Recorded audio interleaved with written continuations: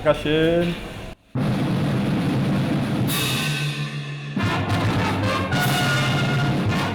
The director of music at the Kenya Air Force, Major Mwanyuma, takes his team through the rehearsals before another round of practice at the Moi International Sports Centre, Kasarani.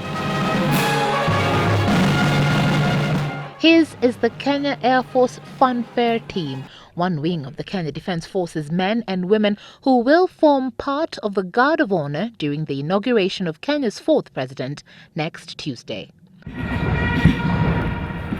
They will be having such dress rehearsals every day until the big day that is exactly 6 days away, simulating the program step by step just as it will be on the big day and polishing up as they go along. Center line! Here, cover up!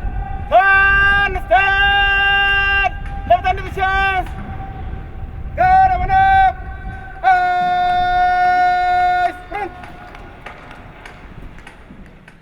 Today was the first simulation of the ceremony that will take place between 10 a.m. and 2 p.m. as stipulated by law. These men and women going through the necessary procedures with different high-ranking military officers taking up the positions of the all-important guests. The most important requirement that they act in character and demeanor exactly as the dignitary they are impersonating. This top official, for example, has taken up the position of outgoing President Mwai Kibaki.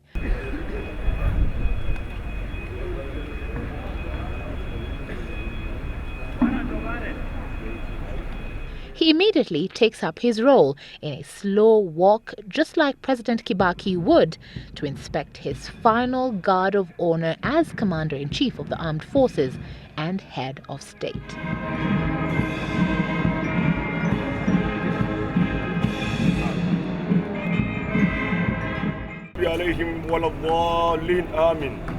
After the inspection, there will be interdenominational prayers,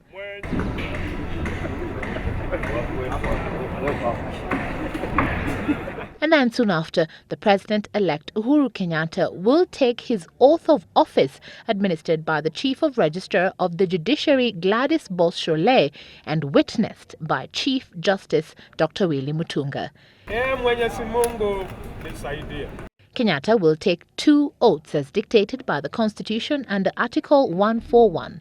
First, the affirmation of allegiance, and the second, the affirmation of due execution of the office of the President. Once sworn in, the outgoing President Mwai Kibaki will proceed to hand over to the incoming President the instruments of power and authority. A sword to signify his ascension to the position of President and Commander-in-Chief of the Armed Forces, and the Constitution.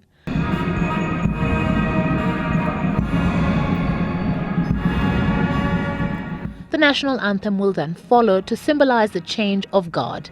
It is here that the President's official flag, or presidential standard as it is referred to, will be lowered as that of the new leader goes up. The Chief of Defence Forces, General Julius Karangi, will then lead the military in a 21-gun salute that will be the final signal of the change of power. He will, thereafter, hand over the lowered presidential standard to Kibaki, who will from then on be referred to as the former president. After the handover, it will be Deputy President-elect William Ruto's turn to be sworn in, and then the immediate former head of state will address the nation first before paving way for Kenya's fourth president. It is expected to be an otherwise organized handover ceremony as compared to the first handover ceremony witnessed on the 30th of December 2002, when the then President Moi handed over power to Kibaki at Uhuru Park in a not-so-organized ceremony. The 9th of April, that is next week, will be a public holiday to allow Kenyans who choose to attend or follow the event on television to do so. The full dress rehearsal will be done here tomorrow, Wednesday, in ongoing efforts by the Kenya Defence Forces to make sure nothing goes wrong on the 9th of April, laying down the foundation of what they expect will be a successful handover ceremony. Evelyn Wambui, Citizen TV, at the Moi International Sports Centre, Kasarani.